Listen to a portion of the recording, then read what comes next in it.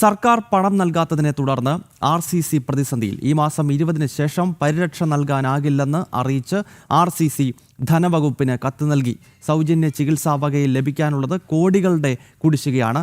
ശാലിനി വിവരങ്ങളുമായി ചേരുന്നു. ശാലിനി, ഈ സർക്കാർ പണം നൽകിയില്ല എങ്കിൽ ഒരുപക്ഷേ പരിരക്ഷ നൽകാൻ കഴിയില്ല എന്ന് ഔദ്യോഗികമായി അറിയിക്കുന്നുവെങ്കിൽ അത്രയും വലിയൊരു പ്രതിസന്ധി RCC നേരിടുന്നുണ്ടാകുമല്ലോ.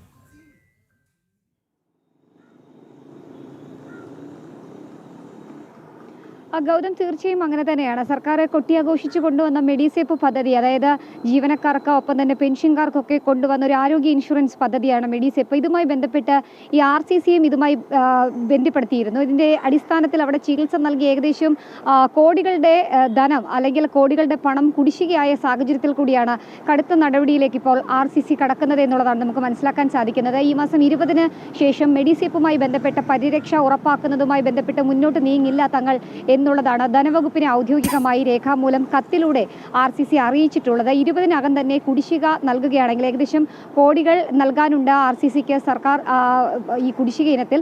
ആ കുടിശ്ശിക നൽകുകയാണെങ്കിൽ മാത്രം മെഡിക്കൽ പരിരക്ഷ നൽകും, അല്ലെങ്കിൽ മെഡിസേപ്പുമായി തങ്ങൾ മുന്നോട്ട് പോകുമില്ല എങ്കിൽ 20-ാം തീയതി കൂടി ഈ ഒരു പദ്ധതിയുമായി ബന്ധപ്പെട്ട എല്ലാ രീതിയിലുള്ള കരാറുകളും അവസാനിപ്പിക്കും എന്നുള്ളതാണ് ഇവർ അറിയിക്കുകയും ചെയ്തത്. മാത്രമല്ല, നമുക്കറിയാം സംസ്ഥാനത്തെ മിക്ക ജില്ലകളിൽ നിന്നും RCCയെ ഈ സർക്കാർ ജീവനക്കാർ തന്നെ നിരവധിയായി സമീപിക്കുന്നുണ്ട്. ആ സാഹചര്യത്തിൽ ഇത്തരത്തിലൊരു സഹായം RCC ഈ പണം നൽകാത്തതിൻ്റെ പേരിൽ നിർത്തുകയാണെങ്കിൽ അത് വലിയൊരു ജനവിഭാഗത്തെ സംബന്ധിച്ചിടത്തോളം വലിയ രീതിയിലുള്ള ആശങ്കയും ഒപ്പം തന്നെ വലിയ രീതിയിലുള്ള പ്രശ്നങ്ങളിലേക്ക് കാര്യങ്ങൾ എത്തിക്കുമെന്നുള്ളതിൽ സംശയമില്ല. അത് മാത്രമല്ല,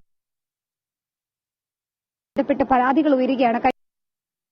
ബന്ധപ്പെട്ട് ചില പരാതികൾ ഉയർന്നു. ചില സർക്കാർ ആശുപത്രികൾക്ക് ഫണ്ട് നൽകാത്തതിന്റെ പേരിൽ പല സർക്കാർ ആശുപത്രികളും പദ്ധതിയിൽ നിന്ന് പിന്നോട്ട് പോയൊരു സാഹചര്യം കൂടിയുണ്ട്. ഈ ഘട്ടത്തിലാണ് RCC കൂടി ഇത്തരത്തിലൊരു കടുത്ത നിലപാട് സ്വീകരിക്കുന്നത്. മാത്രമല്ല, ഈ പദ്ധതിയുമായി ബന്ധപ്പെട്ട് ബന്ധുക്കളുടെ പേരുകളൊക്കെ ചേർത്ത് അതുമായി ബന്ധപ്പെട്ട് മുന്നോട്ട് ചികിത്സയ്ക്കുമായി എത്തുമ്പോൾ അവരുടെ പേരുകൾ അതിലില്ല, ഡേറ്റാബേസിൽ പേരുകളില്ല എന്ന് പറഞ്ഞുകൊണ്ട് ചികിത്സ പല ഇടങ്ങളിൽ നിന്നും ലഭിക്കാത്തൊരു സാഹചര്യം കൂടിയുണ്ട്. അങ്ങനെ മൊത്തത്തിൽ മെഡിസേപ്പ് പദ്ധതി ഒരു ആശയക്കുഴപ്പത്തിലും ആശങ്കയിലേക്കും പ്രതിസന്ധിയിലേക്കും പോവുകയാണ് എന്നുള്ളത് നമുക്ക് മനസ്സിലാക്കാൻ സാധിക്കുന്നത്. എന്തായാലും ധനവകുപ്പിന് കത്തുകൾ നൽകി മാസങ്ങൾ കഴിഞ്ഞിട്ടും ഒരു രീതിയിലുള്ള നടപടിയും ഇക്കാര്യത്തിൽ ഉണ്ടാകാത്തതിന്റെ സാഹചര്യത്തിൽ കൂടിയാണ് ഒരു അന്ത്യശാസനം എന്നോളം ഇപ്പോൾ കത്ത് നൽകിയിരിക്കുന്നത്. ആ കത്തിന്മേൽ ഏത് തരത്തിലുള്ള നടപടി ഇനി അവർ സ്വീകരിക്കുമെന്നുള്ളതാണ് കണ്ടറിയേണ്ടത്.